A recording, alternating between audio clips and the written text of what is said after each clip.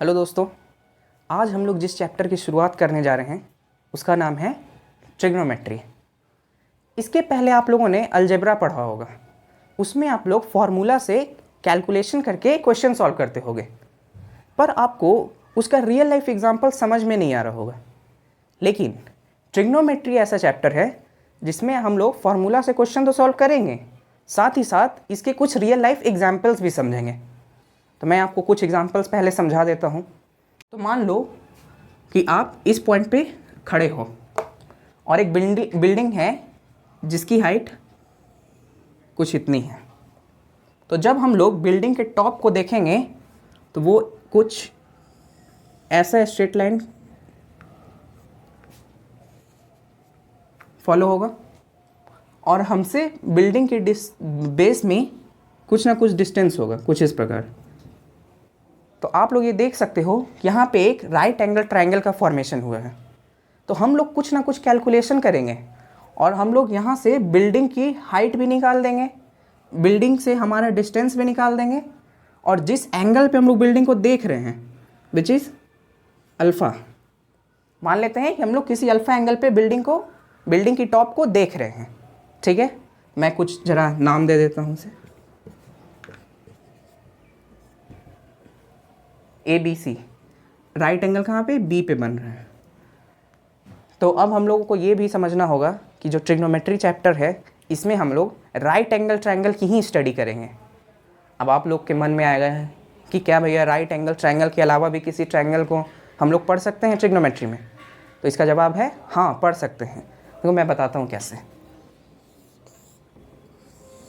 मान लेते हैं ये कोई ट्रायंगल है which is not a right angle. तो हम लोग इसको कैसे ट्रिग्नोमेट्री के हेल्प से पढ़ेंगे? तो पहले आप क्या करोगे कि एक परपेंडिकुलर ड्रॉप करोगे। अब आप ध्यान से देखो कि एक राइट एंगल ट्रायंगल ये हो गया और एक राइट एंगल ट्रायंगल ये हो गया। तो यानी इस ट्रायंगल में भी हम लोग ट्रिग्नोमेट्री लगा सकते हैं। पर हमें जो 10th में पढ़ना है इसमें हम लोग को ऑलरेडी राइट एंगल ट्रायंगल दिया ही रहेगा ज़्यादातर सवालों में। तो चलिए आगे की कहानी देखते हैं अब हम लोग।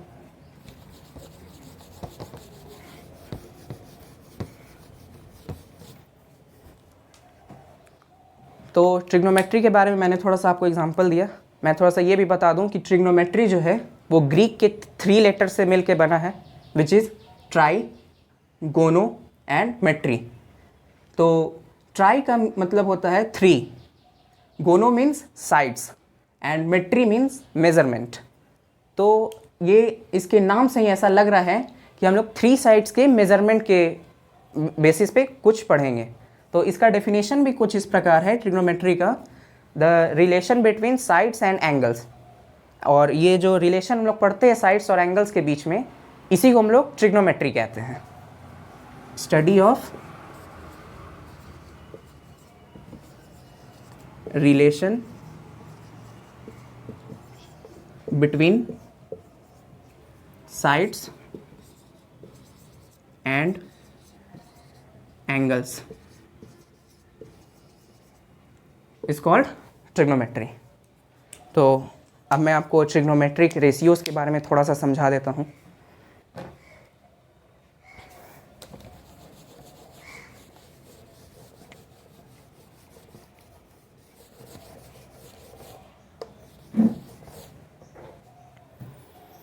तो पहले आप ये देखो कि अगर एक राइट एंगल ट्रायंगल है,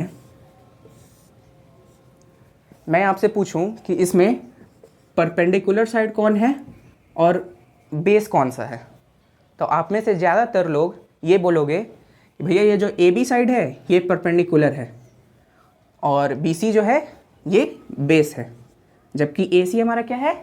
हाइपोटेनियस। आप लोग ये जानते होंगे कि जो सबसे लॉन्गेस्ट साइड होता है राइट एंगल ट्रायंगल का, उसे ही हम लोग हाइपोटेनियस कहते हैं। या फिर इसे इस तरह भी कह सकते हैं हम लोग कि the side which is opposite to the right angle is called hypotenuse. जो राइट एंगल बन रहा है इसके ठीक अपोजिट जो साइड है हमारा वो हाइपोटेनियस है। अब इसमें हाइपोटेनियस के बारे में तो क्लियर हो गया, परपेंडिकुलर आप इसे कह रहे हो, बेस इसे कह रहे हो, पर थोड़ा सा यहाँ पे समझने की ज़रूरत है। अगर हम लोग एंगल, इस एंगल की बात करें, इसका, इस एंगल का नाम हम लोग अल्फ़ा मान लें, तो इस एंगल के लिए परपेंडिकुलर जो है वो इसके सामने वाला साइड होगा, जो कि हमें दिख रहा है ए बी, और बेस क्या हो जाएगा बी सी। पर अगर हम लोग एंगल ये लेंगे, एंगल बी ए सी, इस एंगल का नाम अगर हम लोग बीटा मान लें, तो इसमें परपेंडिकुलर साइड ये नहीं बल्कि बी सी हो जाएगा।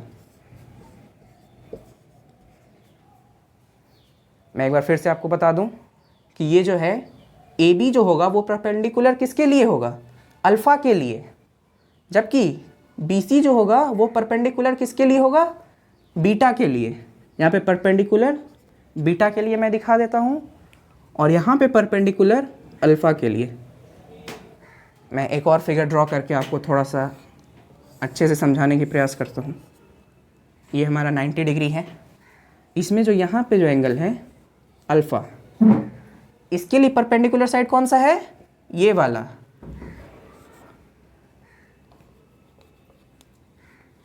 जबकि ये जो है हमारा ये एंगल,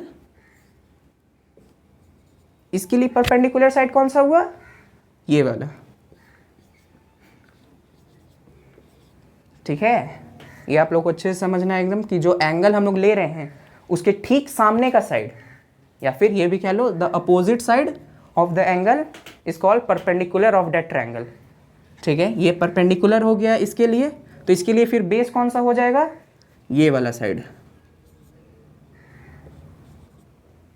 जबकि आप ये देख रहे हो कि इस एंगल के लिए परपेंडिकुलर साइड ये है और बेस ये है, और हाइपोटेन्यूज तो हमेशा फिक्स रहेगा चाहे हम किसी भी एंगल की बात कर लें।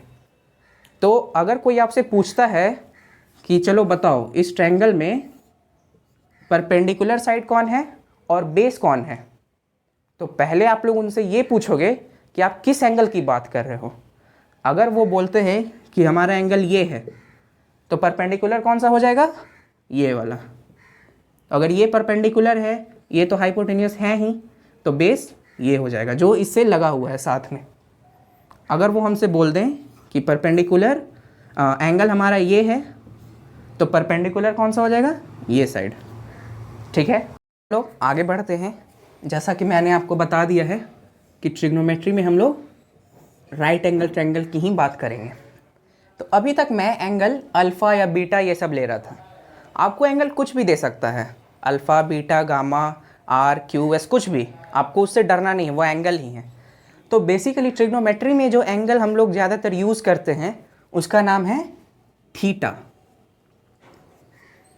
थीटा देख के बहुत लोगों को डर लग जाता है, पर इससे कोई घबराने वाली बात नहीं, ये बस एंगल है। जो यहाँ पे हम लोग एंगल अल्फ़ा मान रहे थे, बीटा मान रहे थे, वैसे ही ये एक एंगल है विच इज़ थीटा। इसका सिंबल क्या है, कुछ ऐसे। ठीक है, अब मैं बोलूँ आपको कि ये थीटा के लिए परपेंडिकुलर साइड कौन सा है, तो फिर से आप लोग बता दोगे भैया ये है। इसके लिए बेस कौन सा है, तो ये है। अच्छा, आप लोग अब ये सोच के बताओ कि एक राइट एंगल ट्रायंगल है, ये 90 डिग्री है, ये थीटा है, तो ये एंगल कितना हो जाएगा, एक बार प्रयास करो सोचने का। देखो, हम लोग जानते हैं कि sum of interior angles of a triangle 180 degrees होती हैं। अगर ये हमें 90 मिल गया, ये थीटा मिल गया, कुछ इस प्रकार 90 डिग्री प्लस थीटा, इसे भी मान लें कुछ अल्फ़ा मान लेते हैं, plus alpha is equal to 180 degrees. हमें अल्फ़ा की वैल्यू चाहिए, तो क्या ये कुछ इस प्रकार हम लोग लिख सकते हैं, मैंने 90 और थीटा को उस तरफ माइनस में भेज दिया है, तो अल्फ़ा की वैल्यू 90 डिग्री माइनस थीटा आ गई। ये बस मैंने अभी ऐसे ही आपको बता दिया है, आगे इसका काम आने वाला है। अब हम लोग पढ़ते हैं अपने टी रेशियोज़ की ओर। टी रेशियोज़ क्या है, ये ट्रिग्नोमेट्रिक रेशियोज़ हैं जिसके हेल्प से हम लोग इस चैप्टर को पढ़ेंगे। तो इसमें जो पहला है टी रेशियोज़,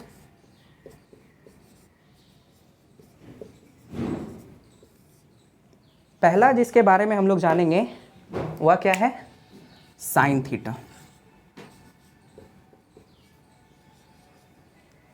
थीटा तो आप लोग समझ रहे हो एंगल है, साइन आने से क्या हो जा रहा है इसमें, तो ये सब जो रेशियोज है ये हम लोगों को एंगल्स और साइड्स के बीच में रिलेशन को समझने में हेल्प करता है। ये बेसिकली एक रेशियो ही है। मैं आगे बताता हूँ कैसे। पहले मैं 6 रेशियोज लिख देता हूँ। टोटल 6 टी रेशियोज होते हैं, सभी को मैं पहले लिख दे रहा हूँ। सेकंड है कॉस थीटा, ये थीटा नहीं है ओ है। Third tan theta. Fourth cosec theta. Fifth sec theta. और लास्ट कॉट थीटा।